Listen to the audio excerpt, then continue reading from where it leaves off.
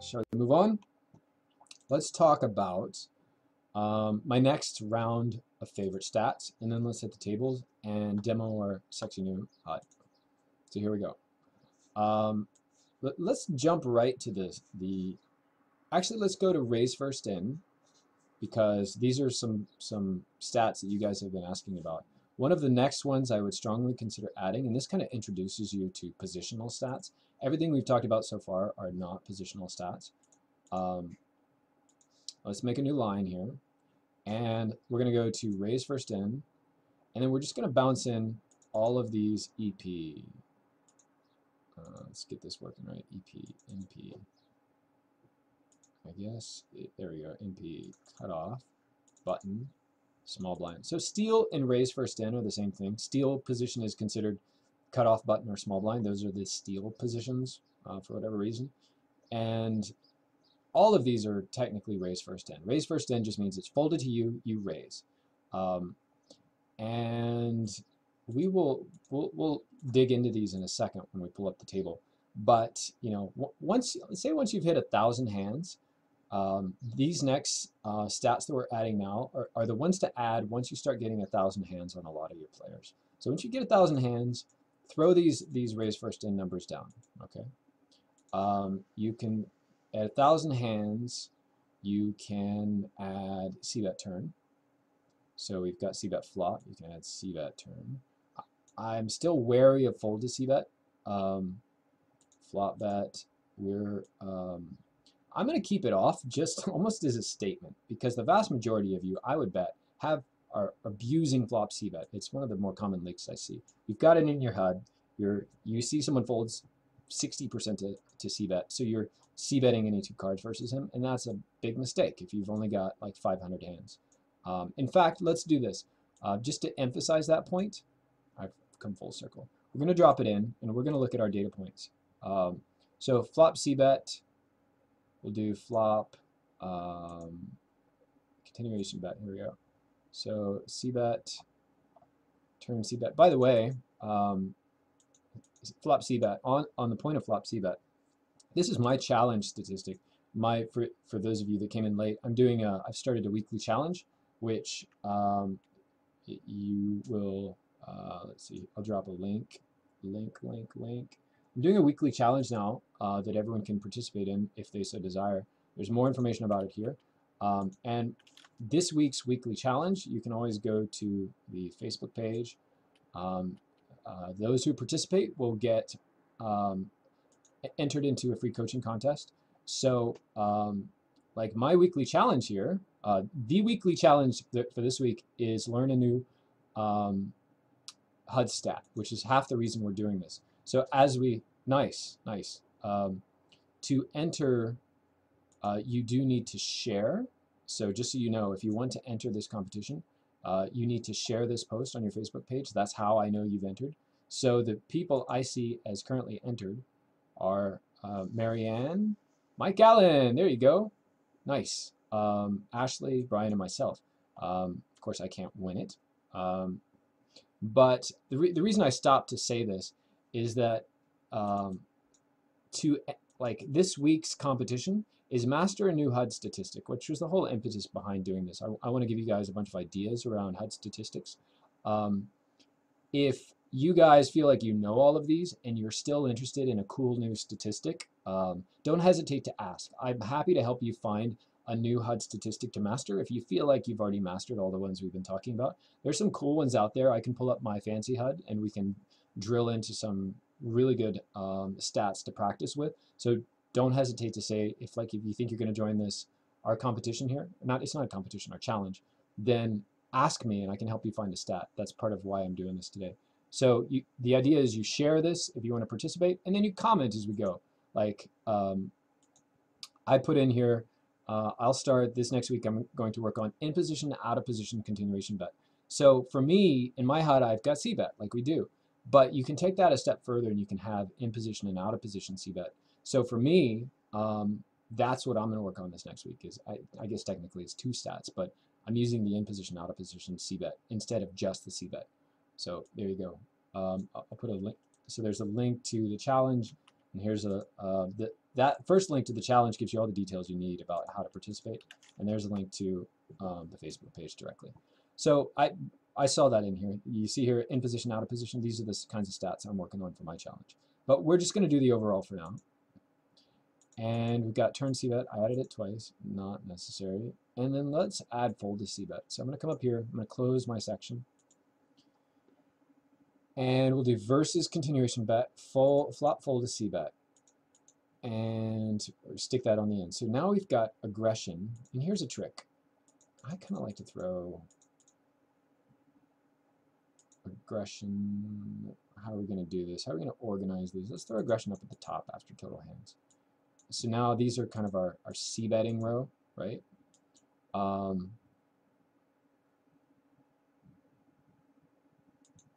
let's check in on how we're looking. Let's see how we're looking here. So right away you see these raise first ins that I added to this row, and it kind of in my mind it's messy with all the labels. So let's jump right back in. So HUD settings, and let's go to stat appearance and fix all of our labels. So we'll just, simply EP NP cut off 2 letters for button and small blind. There you go. So that fixed that. We've got hands. What else? Fold cbet, fold cbet. That's fine. Cbet flop, cbet turn. Okay, those are 3 letters, but we kind of need those extra letters to understand what's going on here. So we got cbet flop, cbet turn, fold to cbet. Let's explore our sample size, because I can't. And I keep saying I can't emphasize this enough because I can't. We're looking at the guy we've got 343 hands on, and I'm looking at his cbet, and I see that I've got 11. You catch that? We've got 343 hands, and for his cbet, I only have 11 for the data points. So even cbet, you need, sometimes depending on how many flops the guy's seeing, you need hundreds and hundreds. So for fold to cbet, that can mean thousands and thousands. Like if we go to fold to cbet here, fold to cbet. So this guy does a lot of calling. So this guy's actually a very special case. He's probably even limping. This guy's limping and calling. I can tell from the relationship of his VPIP preflop raise. So he's an oddball. For whatever reason, this guy has, let's see, fold to cbet, we have 27 samples, and for cbet we have 11. So this rarely happens except for freaks like this guy. So let's come over to here and see if if I'm just crazy. Fold to cbet 18. So this is more normal. For this guy, we've got 40 data points for the cbet, and his fold to cbet down there at the bottom is 18. And this is usually how it works. So for this guy, we've got 640 hands. I can rely on his cbet. I can't rely on his fold to cbet, right? What else? 346. Let's check this guy. So his 80%, we've only got 5 for the sample over 346 hands. And for the fold to cbet, flop, fold to cbet, we've got 9. So for these guys with weird stats, there is something strange going on here. I guess I'm eating my words a bit. But, for some guys we had 350 hands, and we've got 5 for this guy, and for this guy we've got 350-ish hands, and we got 11, almost twice as much. Here's a question for you guys. So do you know why? Do you see why, as Mr. Sklansky would say? Do you see why we've got roughly 350 total hands on both players, but on one guy we've got far more stats, data points for the cbet than the other guy? Why is that? Who knows the answer? Anyone? You get 5 more seconds to answer. The answer is because of the difference in their VPIP. Or another way of saying that is because of, there you go, nice, David, we got it. We got it. He sees more flops. Notice this guy's VPIP is 25%. The question is, why do they have, both of these players have the same total hands, but for one player, we have far more data points for his c-bet, almost twice as many.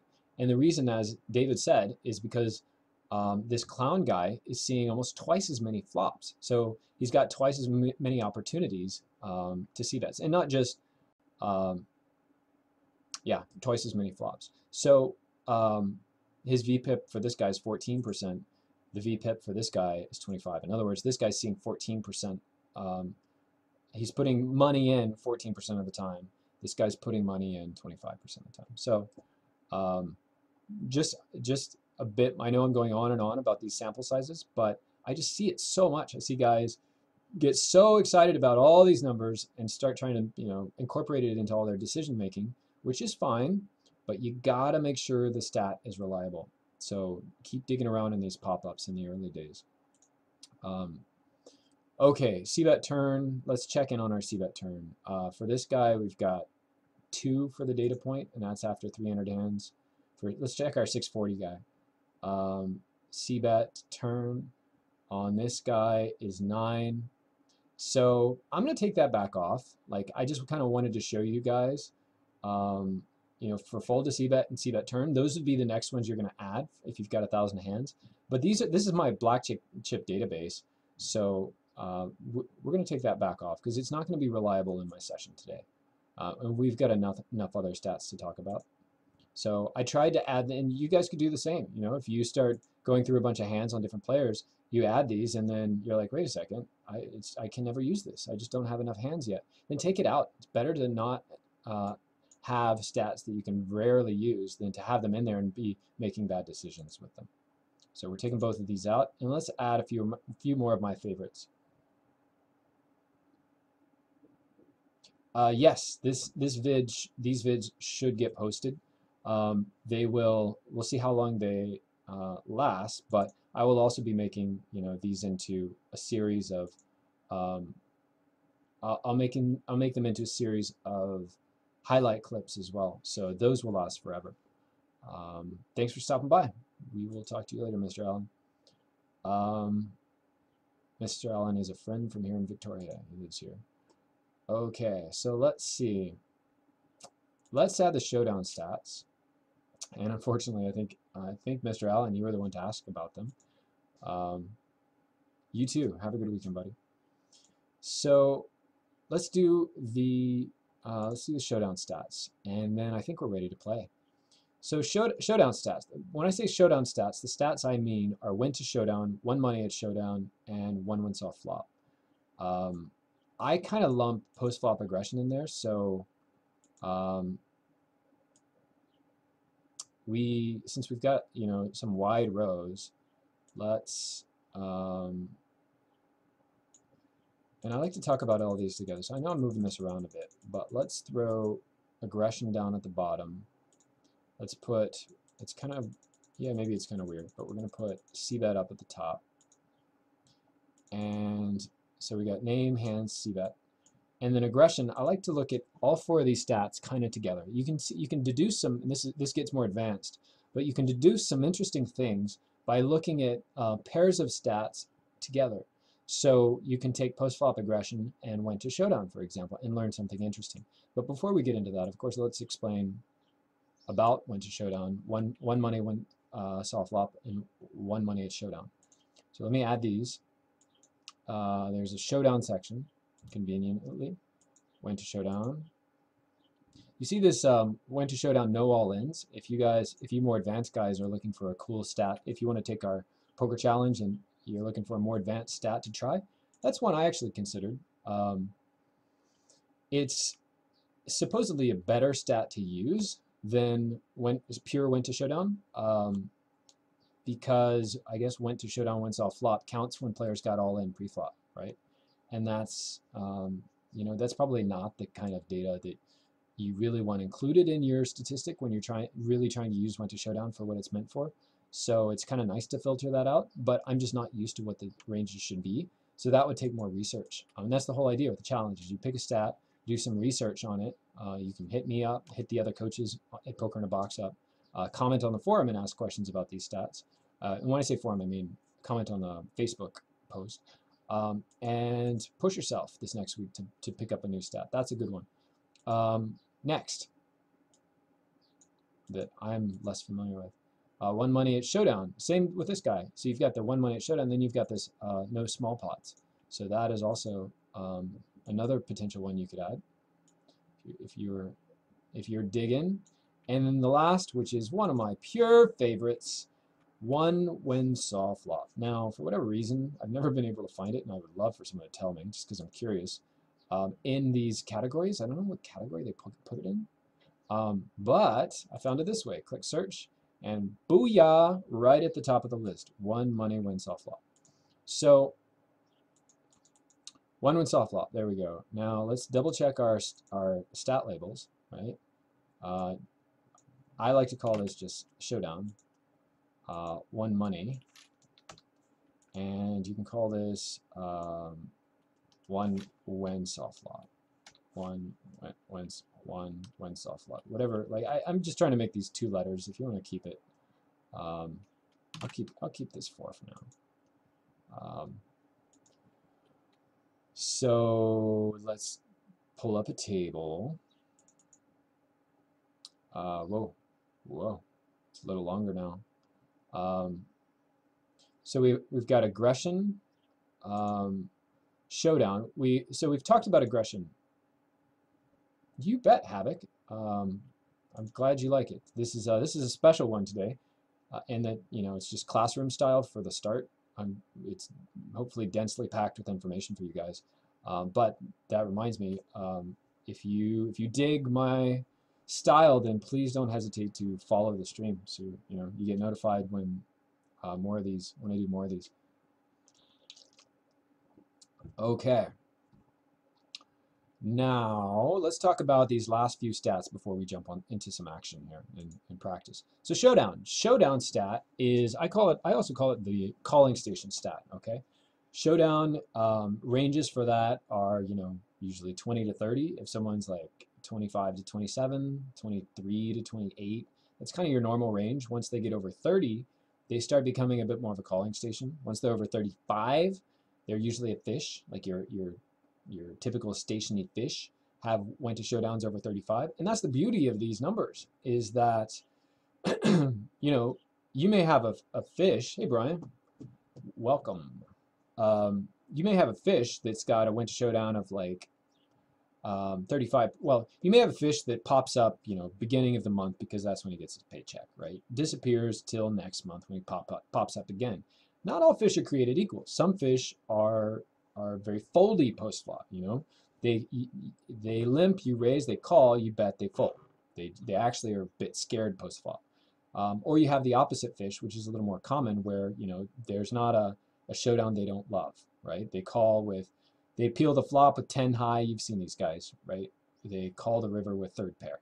So those guys are going to be the calling stations with really high WTSD. And you need to adjust accordingly. Like the former guy, the first guy I talked about, you wouldn't be making, you actually can't value bet as much versus him, right? Whereas the other guy, you can. The guy that's a calling station, you can easily bet 3 streets with all your top pairs often, right? So of course, the point of these stats is they show you how to play versus different kinds of players, and they help you keep everybody straight, right? If you've got a guy that only shows up every now and then, at least you've got that history with him. So when to showdown is great for remembering who's a calling station. One money at showdown tells you when someone gets to showdown, how often do they win money. So there's a couple things that influence this. If someone is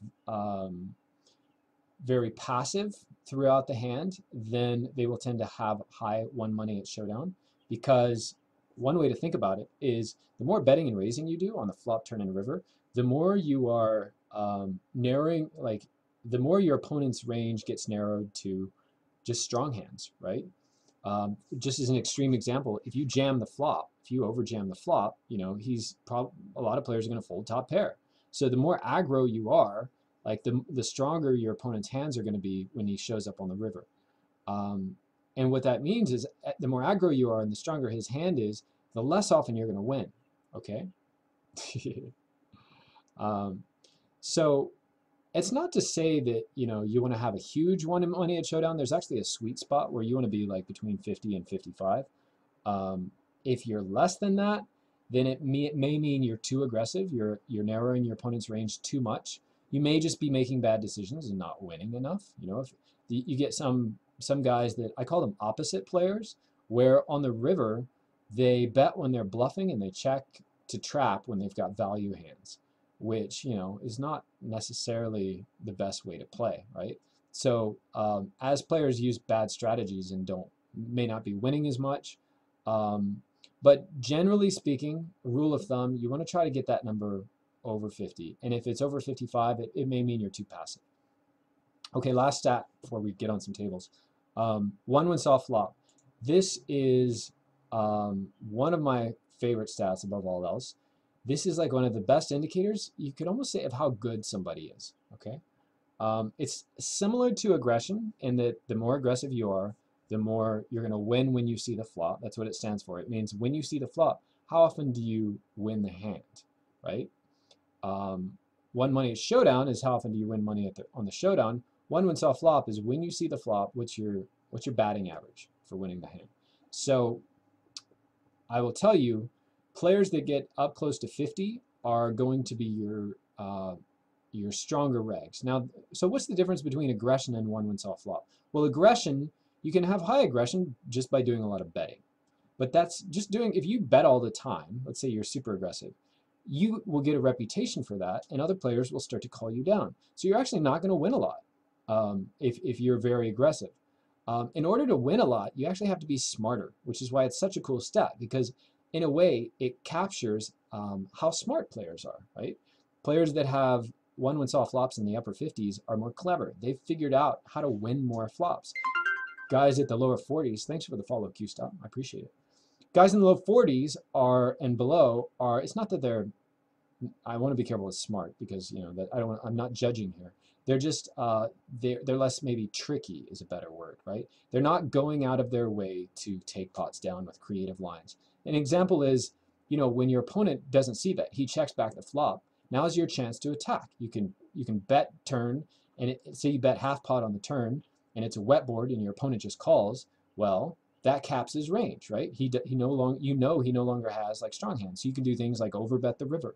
So those are like plays in a sense. I'm not going to go into any more detail on that one, but those are plays, and sort of the more plays you learn and implement, the more pots you're going to win, the more your win rate's going to go up, and the more your one when soft flop's going to go up. So if I had, beyond the basics of VPIP pre-flop raise, if I had one stat that I was going to go to tell me how good a player was, it would be one when soft flop. I love it. So for all of you guys out there that maybe have a good handle on the basics with VPIP pre-flop raise, 3-bet, these first few that I've talked about today, and are interested in participating in our challenge, the links up above, our weekly challenge where I'll be giving away some free coaching. Then for this week's challenge, which is to pick a HUD stat, I'd highly recommend one when soft flop if it's not something you're already familiar with. It's such a good stat that can really accelerate your game, assuming you've got the sample size for it. So,